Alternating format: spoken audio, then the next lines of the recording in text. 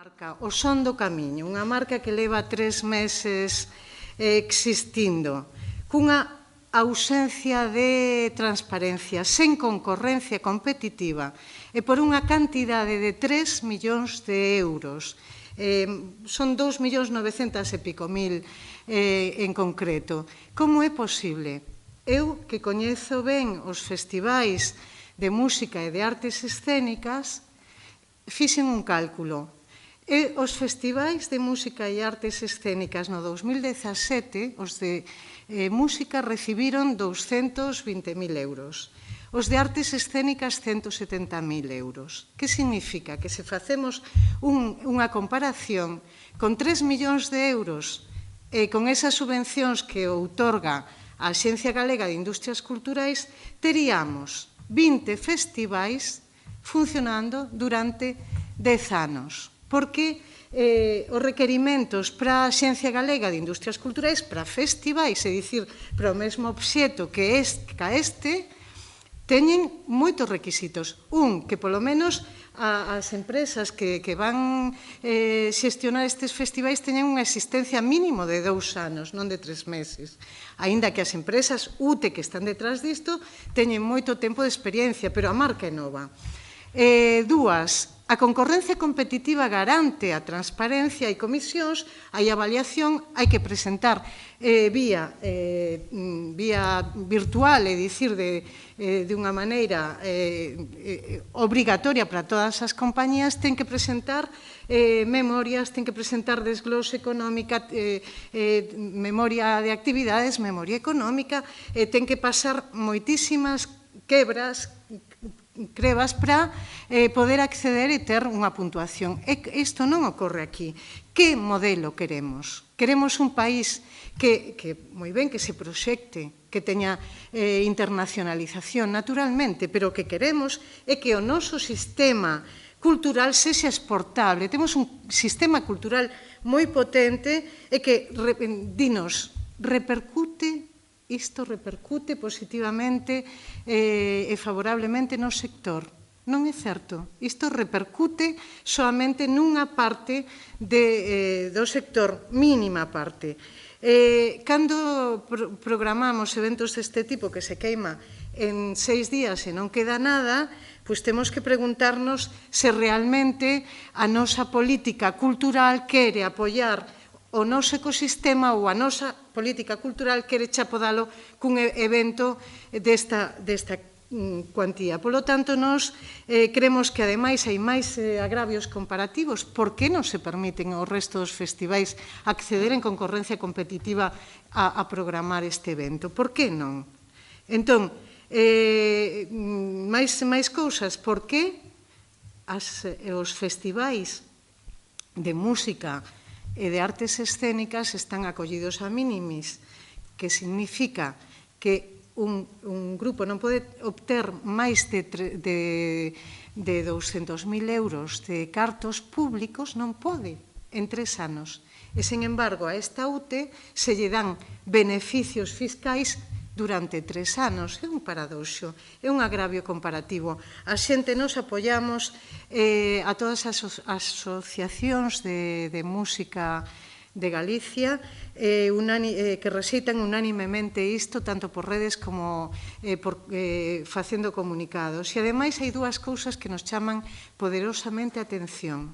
Cando concorremos a plantexar propostas, contidos programáticos, hai sempre un cupo que ten que ser o 20% do orzamento para grupos galegos ou ben o 30% da programación.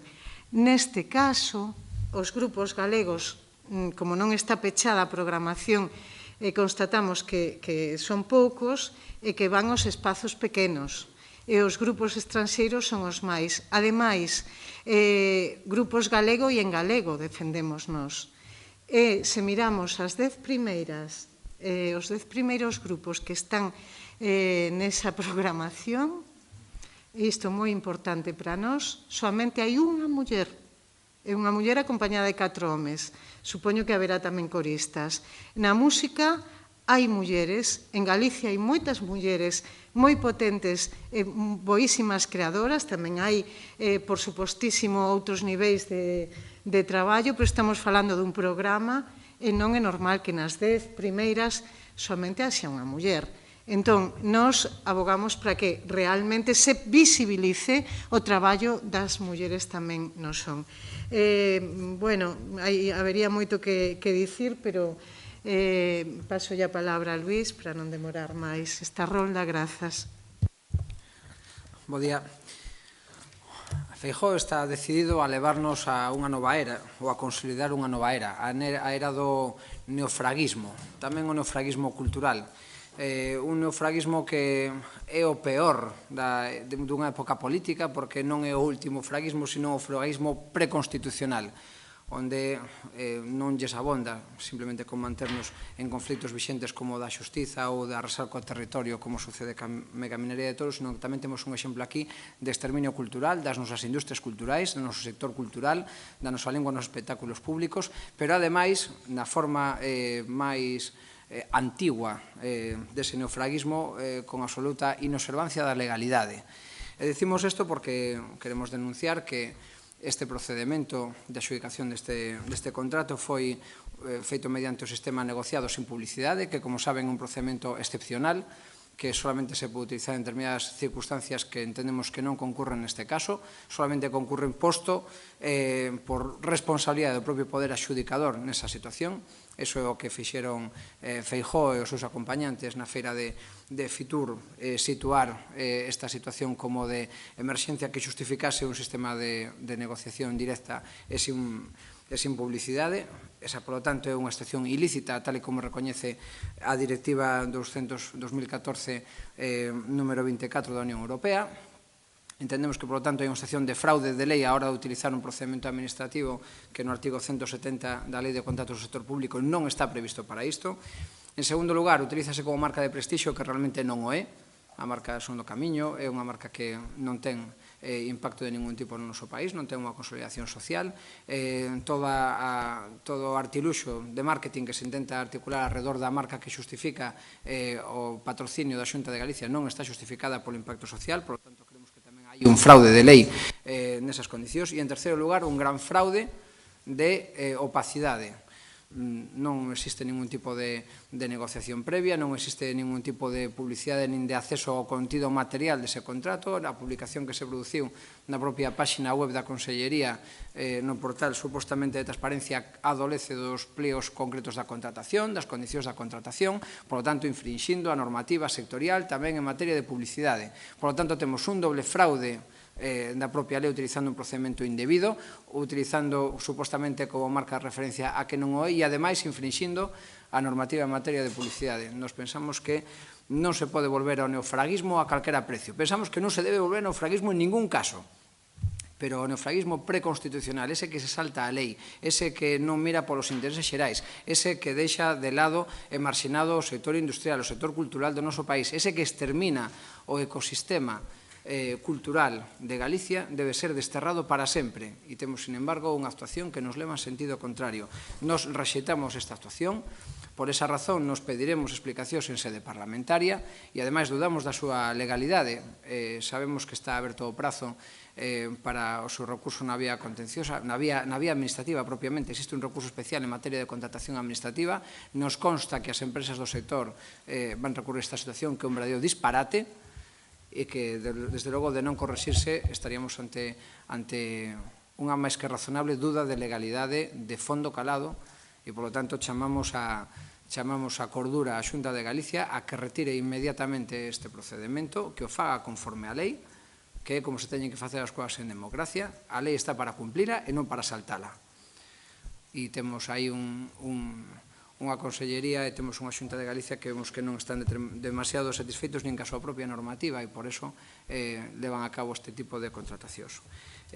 Como faría en Marea? Desde logo, abrindo un procedimento de concurso de ideas para a programación cultural do Xacobeo, aberto a todas as empresas do sector, contando cas asociacións que agrupan a todo o sector, con esas ideas, a partir desas ideas que salgan dese concurso, mediante a adxudicación dos contratos, con un reparto equitativo, un reparto, como explicou Ángeles, que teña en conta valores como o fomento das industrias endóxenas do país, que teña claro que a nosa industria cultural e a nosa cultura debe ser, ante todo, unha cultura exportadora de música e de arte, non importadora, e que favoreza valores como a nosa propia identidade cultural, a igualdade, e que, polo tanto, todo isto sirva para dinamizar e enriquecer o noso país.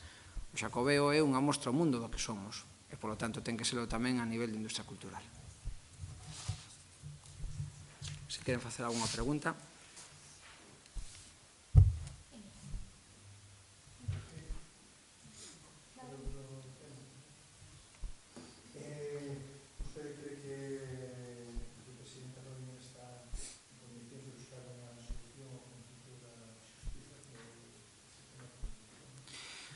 Alfonso Rueda e o Partido Popular son os beneficiados porque esta folga continúe, porque mentras a xustiza non funciona, eles se moven con máis gusto na impunidade de algunhas cousas, algunhas como esta mesma. Nós non entendemos por que razón se produce un incumplimento patente e palmario do acordo adoptado unánimemente no Parlamento de Galicia no mes de decembro de 2017.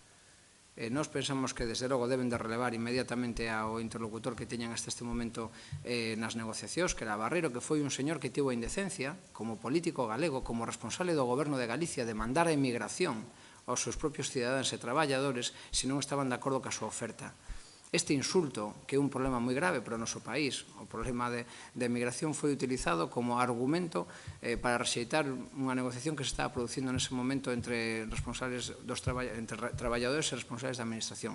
Pensamos que Barreiro non está capacitado, que debía ser cesado inmediatamente por esas declaracións. Debería devolverse ao marco da negociación cunha mediación por parte da presidenta do Consello Galego de Relacións Laborais. Pensamos que neste momento unha autoridade independiente, ou que exerza como tal, con funcións de mediación, como foi no inicio do conflicto da propia presidenta do Consello Galego de Relacións Laborais, é o máis idóneo para reconducir a situación. É obvio que a Xunta de Galicia ten un problema, e é que, desobedecendo un mandato parlamentario, non é capaz de conducir por si mesmas negociacións. Por lo tanto, Rueda o primeiro que ten que facer é ler o acordo parlamentario adoptado incluso polo seu propio partido nesta Cámara fai menos de 2 meses. Ese acordo é moi claro e recoñece 4 puntos, e neses 4 puntos as reivindicacións dos traballadores e das traballadoras. É toda a sociedade galega que lle manda a Rueda e a que lle manda a Xunta de Galicia recoñecer os dereitos dos traballadores, porque xa está ben de que lles roben a mitade do salario cando se poñen enfermos. Xa está ben de que se amorticen plazas e con esa amortización de plazas esteamos nunha insuficiencia estrutural de medios para atender a xustiza de forma áxil. O que provoca o colapso non é a folga. É que antes da folga xa había xuízos que se estaban sinalando, por exemplo, no social no ano 2020. E o que piden os traballadores e traballadoras é máis medios para que esa axilidade chegue e para que eses xuízos se celebren antes. E aparte, porque os traballadores e traballadoras non queren que lles tomen o pelo. Porque desde 2008 eles perderon o 14% de poder adquisitivo, mentre o ano pasado Núñez Feijóo se subiu el e a todo o seu goberno, incluído Rueda, o 7,5% salario. Pois de que estamos falando? Non nos dixeron que a crise económica quedaba atrás, que xa temos o mesmo PIB que no ano 2009? E por que esa recuperación non chega a todo o mundo? Nós tamén rexeitamos, nos parece absolutamente espurio ese intento de enfrentar a toda a cidadanía do país dicindo non, hai outros que cobran menos, hai outros que cobran máis. Non, claro, desde logo todos cobran menos que estes altos cargos que están agora aquí gobernando, subindo o seu sueldo, mentras a eles lles pediron sacrificios durante toda a crise e non devolven os dereitos. Pero, en todo caso, insistimos, para En Marea este é un problema de servicio público. As reivindicacións son boas para a Administración de Xustiza, non para os traballadores, para toda a Administración de Xustiza. Desde logo, debe ser cesado, se esa é a pregunta, o director xeral de Función Pública por esas declaracións, debe ser apartado inmediatamente das negociacións. Rueda debe poñerse a fronte desas negociacións, porque para iso é o conselleiro, mentre seña conselleiro, e se non é capaz de xestionar o conflito, terá que dimitir e marcharse. Pero, en todo caso, a día de hoxe, o máis razonable é que se acepte de novo a mediación do Consello Galego de Relacións Laborais, que foi o que pasou ao inicio do conflicto. E, por lo tanto, nese marco deberemos de reconducilo.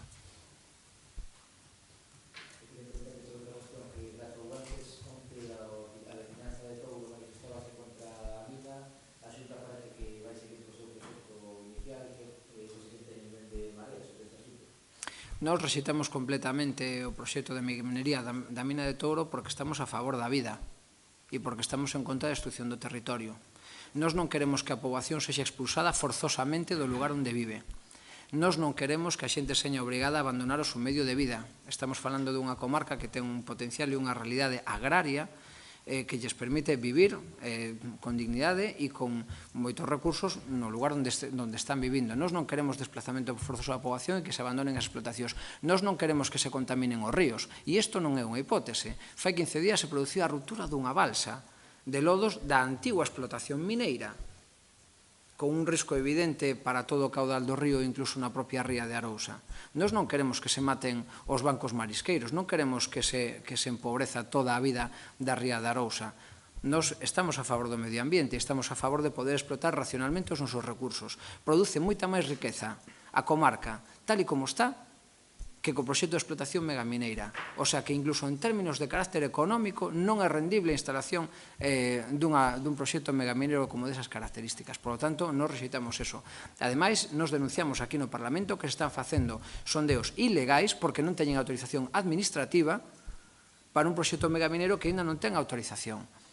Pedimos contas desa autorización e se nos foi negada. Por que se nos foi negada? Porque non existe. Entón, queremos que se ordene a empresa paralizar inmediatamente eses sondeos e queremos que de ninguna maneira se autorice este proxecto. Vos podes dicirme, claro, pero se é legal non queda outro remedio. Non, queda outro remedio. E vou poñer un exemplo. Hai unha promesa de restauración ambiental cando acabe a explotación mineira. Bueno, pois xa vemos como está a explotación antigua que leva 20 ou 25 anos paralizada. Con esta ruptura da balsa, temos a demostración de que non se produciu a reparación ambiental. Logo, nos dicimos que non se autorice o inicio do expediente administrativo en tanto non estea restaurada a situación anterior. E iso é plenamente legal, exixirlo a empresa. Entonces, falemos claramente en términos legais. Nos non aceptamos eso e non nos rendimos, nos vamos a rendir, igual que a veciñanza de Touro onte demostrou que non se resigna, nós tampouco non nos resignamos a desenmascarar o que hai debaixo deste tema, que é un espolio absoluto do territorio para conseguir nada, beneficio cero. Beneficio para unha poboación que é trasladada forzosamente para abandonar as explotacións, para contaminar os ríos, para contaminar a ría. Non, nós non aceptamos este modelo de país do Partido Popular.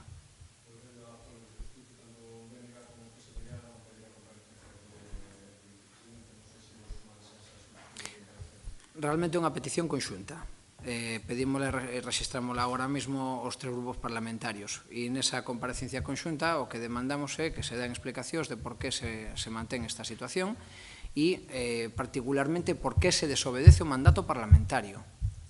É unha irresponsabilidade e é unha soberbia inaceptable por parte da Xunta de Galicia manter nunha excepción de sufrimento os traballadores que levan medio mes sin cobrar xa simplemente para reivindicar uns dereitos que nós aquí na Cámara xa lles recoñecemos hai 2 meses. Por que teñen que perderse diñeiro agora? Se nós lles recoñecimos que tiñan dereito porque era xusto o que estaban reivindicando. Que estamos reivindicando que non lles quiten a mitad do salario cando enferman. É que iso que está pasando. As situacións de 50% de deducción por IT, os 3 primeiros días de traballo, é quitarlle a mitad do salario a xente porque enferma. A Feijóo non llo quitan, pero os traballadores sí. E, ollo, agora mesmo son os de xustiza, pero é un problema que afecta a toda a función pública e que veu determinada por unha imposición por decreto lei por parte do goberno de Rajoy que tanto sufrimento causou a poboación. Queremos que se levante ese sufrimento dunha vez. O Parlamento galego recoñeceu que se causaba sufrimento e o Parlamento galego recoñeceu que había que reparar esa situación. Pois o que teñen que facer é inmediatamente cumplir co mandato parlamentario, que cumplan as súas propias proposicións non de lei, que cumplan a posición que manda unánimemente a Cámara Galega.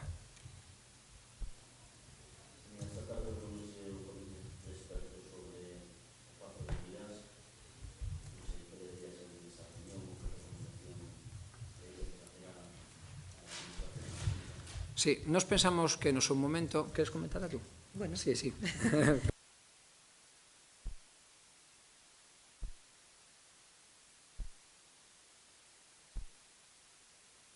Sí, vale. O propio alcalde de Sada está por anular esa compravenda do ano 40 e pico por considerala realmente unha extorsión, un atraco a man armada, literalmente, non é lexítima esa propiedade, entón o que se espera que saia de aí é precisamente ese acordo para, supoño que ir resolver este litixio e que non se poida vender a propiedade, non sei. O contexto histórico foi este. Nun momento de guerra, é dicir, a punta de pistola, a xente se lle pediu unha doazón. Unha doazón a punta de pistola é un atraco. Tú vas pola calle, alguén coa pistola che dice dame diñeiro, dar evoca unha doazón, non? Pero cando é a punta de pistola é un atraco. E entón, nos o que decimos é que a fórmula pola que se produciu a adquisición da propiedade por parte da familia Franco foi unha forma ilexítima desde o punto de vista xurídico. Por lo tanto, o que reclamamos é que tamén no contexto xurídico se resolve esta situación.